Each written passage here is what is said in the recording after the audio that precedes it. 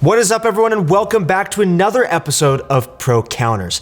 As always, we're going to be going over some picks to help you counter the meta, this time for patch 10.4. It's been a pretty eventful patch, so make sure to stay tuned because we're going to cover counter picks across every single role. This will definitely help you guys out. If you're trying to win more games, you've got to be ready to counter the strongest and most popular champions. And as always, for our question of the day, who was the first champion you bought and why? So I bought Corky for my first character. Honestly, I don't know why. He wasn't cool or anything. In fact, he's probably the lamest character in the game. However, I didn't really know my limits, so I didn't want to play an all-in champion. I just kind of wanted to sit back and have good range with my rockets, so that's what I started off with. Let me know your guys' first champion down below. I want to hear it. And as always, if you guys want to get better at League of Legends this season, make sure to click that description link below. Go find your pro coach right now to help you start winning more games. Alright guys, let's get into the video.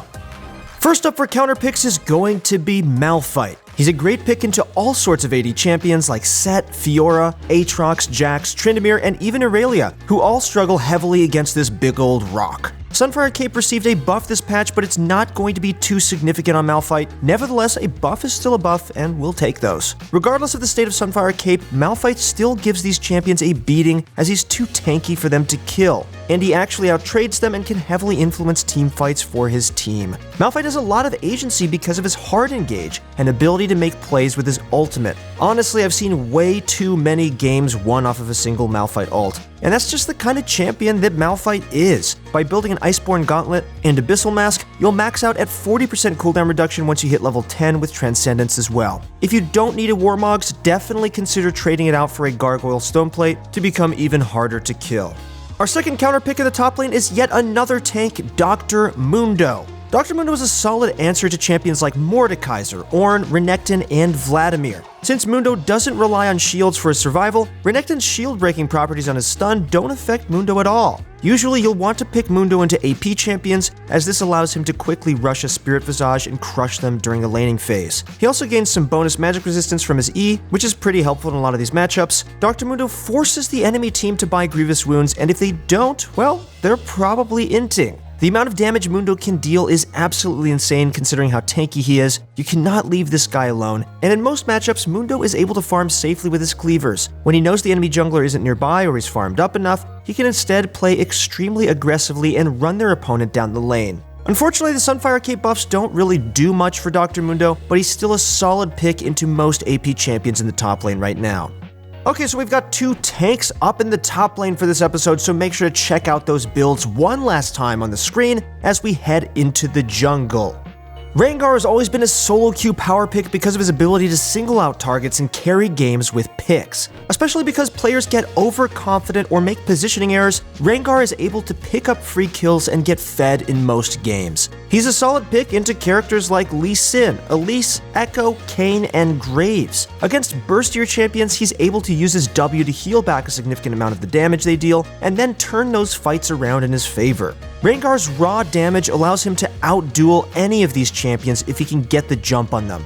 Even Elise and Echo's stuns, which are super annoying, can prove to be worthless if Rengar ends up using an empowered W, since he'll be able to break free from them.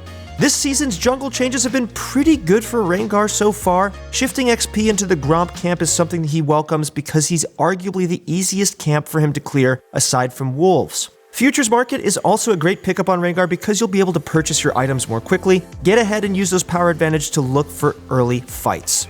Animals belong in the jungle, right? Well, up next is an animal. His name is going to be Volibear. Sure, he's getting a rework soon, but that doesn't change the fact that he's been finding success against many of the popular junglers right now like Lee Sin, Master Yi, Kayn, Zac, Vi, Nocturne, and Graves. A well-timed Q or E from Volibear can stuff dashes, so yes, there is some skill involved when playing Volibear, unlike what my friend Max might say. Overall, Volibear's high damage and skirmishing power can make it difficult for his opponents to do anything aside from run away. Volibear deals a ton of damage if he's able to reach his targets, and also has decent survivability with his passive. It's like a mini Dr. Mundo ultimate, so if his enemies can't burst him down too quickly, then they're just going to die. Luckily for him, Volibear is a champion that is able to take advantage of the buffs to Cinderhulk, so abuse it while you still can. he's going to deal even more damage, especially since Cinderhulk grants a significant amount of bonus health later into the game. I would heavily suggest contesting Rift Scuttlers when possible while playing Volibear.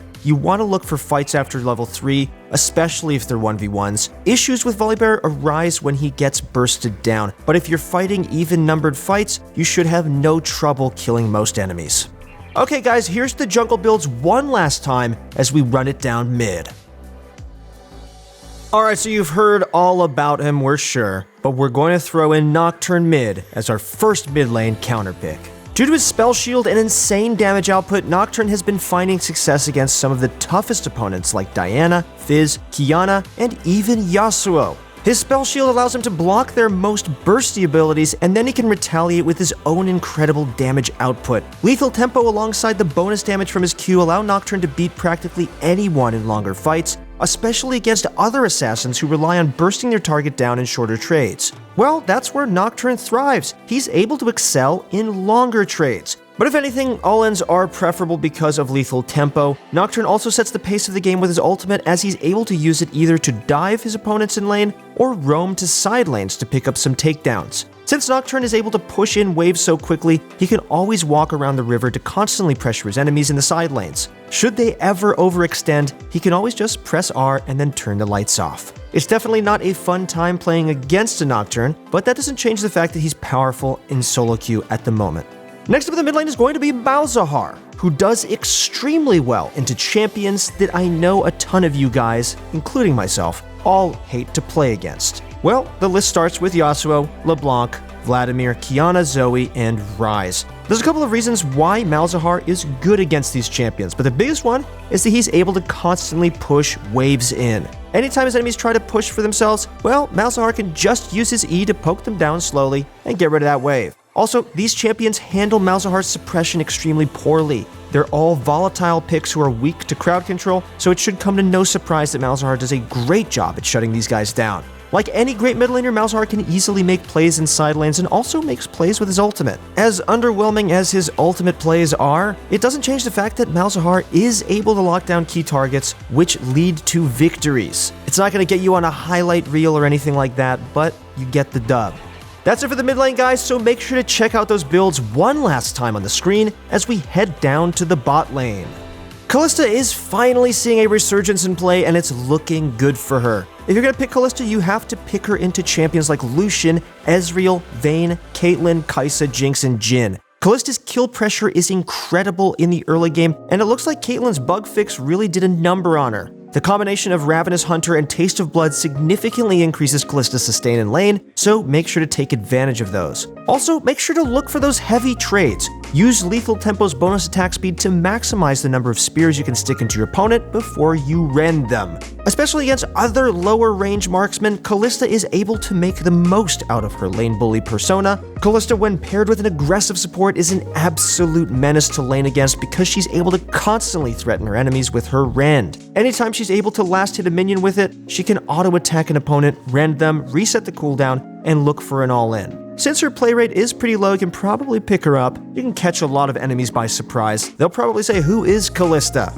Okay, so as always, Ashe is still a go-to counter pick against pretty much every marksman down in the bot lane. While Miss Fortune still doesn't have a hard counter, Ashe is the marksman that gets the closest. Her long range and crowd control give Ashe the tools necessary to technically counter anyone. Honestly, it's conditional, but you could realistically say that one way to counter any champion is just to set up an easy gank on them. That's what Ashe does, but she also sets up her support and can outrange many champions in the bot lane. At the very least, Ashe is able to farm against champions who want to be lane bullies. Since her volley and her basic attack range are pretty long, it's difficult for champions like Lucian, Kai'Sa, and Caitlyn to push Ashe out of lane. Slowly but surely, Ashe eventually hits level 6, shoots an arrow at their face, and, well, they're probably dead after.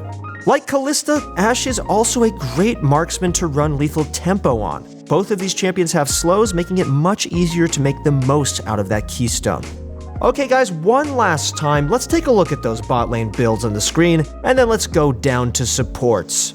In spite of rather low win rates, Morgana is still going to be the staple counter pick to aggressive supports like Blitzcrank, Thresh, Nautilus, and Leona. These picks are so popular right now, and are the sole reason Morgana still has a place in the current meta. Unfortunately, Morgana does quite terribly into many other range supports such as Nami, so you'll definitely want to pick Morgana as a counter pick. Blind picking her could make you part of her poor statistics, so make sure to hold off on locking her in. That Nautilus could be going mid or top, especially after those Sunfire Cape buffs. Morgana's Peel, Crowd Control, and Spell Shield allow her to nullify other supports who rely on their hard crowd control to make plays. The obvious counter is to block their crowd control, hence Morgana making it onto the list this patch.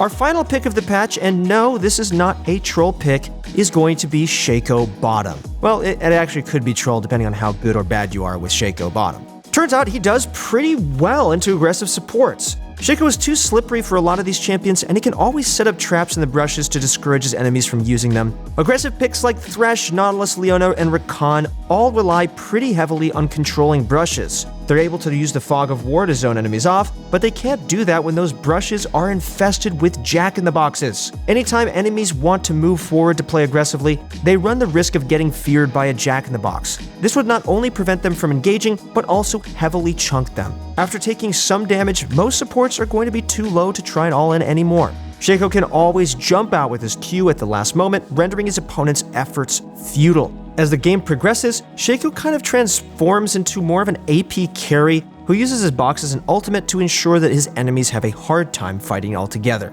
Okay guys, that's going to wrap up the picks for this episode. Make sure to check out those builds one last time on the screen as we conclude the video. That's it for the video, guys. Thank you so much for watching. If you guys enjoyed this video, make sure to leave a like and consider subscribing to the channel. And if you guys want to get better at League of Legends this season, then make sure to click that description link below, go to ProGuides.com, and find yourself a challenger coach who's waiting for you right now. Thank you guys so much for watching. Good luck in your next few games, and I'll see you on the Rift.